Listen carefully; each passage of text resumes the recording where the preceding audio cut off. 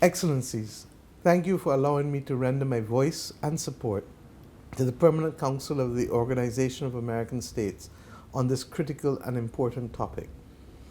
I address you at a particular time of uncertainty in our history, and indeed some may argue fear. But there are always opportunities, even in our darkest hour, for clarity of thought, unity of direction, and strength in our purpose.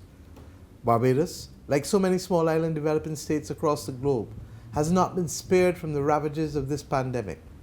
Indeed, at this time, the region of the Americas, regrettably, leads the world in incident cases.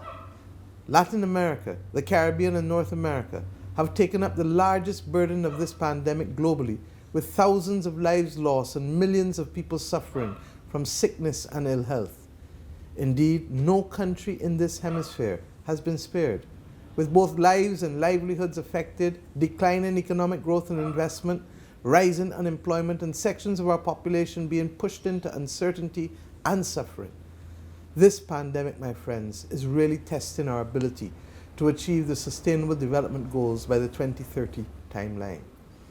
I choose, however, at this time to concentrate on the opportunities for sharing knowledge and experience, using the principles of public health to inform economic decision-making, opening our borders to commercial and other traffic in an orderly, purposeful, and safe manner, and protecting our populations using safe and efficacious medicines, vaccines, and technologies.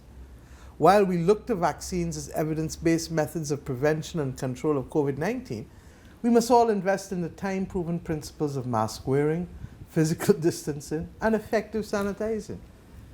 We are well within the second year, my friends, of this pandemic, but it is already seriously challenging not just our region, but the rest of the world with the concurrent emerging and circulating variants, with the vaccine inequities, and indeed with the vaccine hesitancy.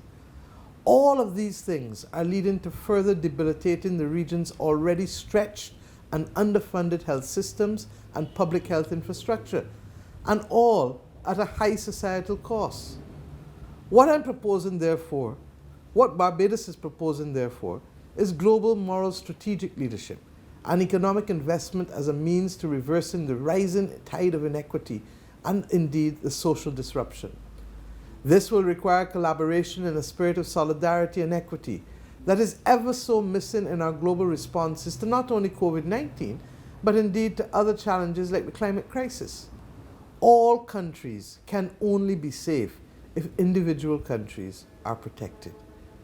The global moral strategic leadership involves making difficult decisions, and that may mean that others may have to have immediate access to vaccines, particularly where their numbers are below 10% of the population being vaccinated. It means the sharing of human resources and expertise and the creation of a pool of knowledge to support decision-making to minimize the loss of life and maintenance of productivity. We have benefited from that technical assistance being made available within the Pan American Health Organization, and I'd like specifically to single out Dr. Clarissa Etienne and her responsiveness to the needs of this region with respect to the battle against the pandemic. I contend that if we share, the overall adverse effects on human life and economies will be reduced. If we do not share, however, what will result is a further expansion of the pandemic, inclusive of the sickness and loss of life, as well as the worsening inequities that we have seen with the distribution of the vaccines over the past 9 months. The optimism and the foresight of our leaders and our people is now more than ever required to support economic activity and growth, and indeed to be able to allow us to turn our attention to other things. Countries like Barbados believe that we can maintain safety in our societies while slowly and purposefully open our economies to external investment. And we must do this while preserving the gains made in social protection and in the enfranchisement of our people, particularly since the time of independence. We must find avenues for the return to safe air and cruise travel in our region, recognizing that so many nations in our region are highly dependent on tourism and travel and would have experienced the greatest declines in many instances in their economies in the last year, most of them double-digit, and only exceeded, I must say, by war-torn countries across the globe. We must encourage growth in the private sector and include civil society in our decision making, just as we're doing here in Barbados, because we believe if we can move as much as possible together as one, we will have sustainable progress. We must support our efforts to increase the movement, therefore, generally of people, of goods, and of technologies, not only to our region, but within our region. To this end, my friends, I ask each member state to make a fundamental shift in their approach to support the fight of COVID-19, as well as to protect and invest in our efforts in the region generally to deal with other things that threaten growth and development. And I refer specifically, once again, to the climate crisis, to water security, to the issue of chronic non-communicable diseases being expanded in our region and not receiving the level of attention, regrettably, because of the diversion of resources to deal with the pandemic. And of course, we also want to see the general strengthening of our public health systems. As I've maintained, we also have to deal with the other issue, which is the antimicrobial resistance. I chair, along with the Prime Minister of Bangladesh, the One Health Global Initiative, and we refer to this as a slow motion pandemic because it is already killing too many of our people globally, and we will come to the conclusion very shortly that by 2050 it is likely to be the largest cause of death globally.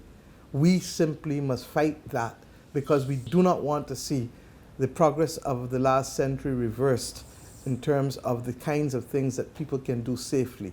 And I refer to visits to the dentist or having babies, and for whom infection could then become fatal if we do not have the appropriate medication to fight off these superviruses. Finally, we must take all efforts to ensure that we preserve and indeed protect the mental and psychological wellness of our people. This pandemic has literally wreaked havoc in the mental landscape of too many of our people, and we know the time has come to pay attention to it in a systematic manner. I believe, my friends, we must all join on this journey to make our region and our hemisphere, our people, safer, stronger, and healthier.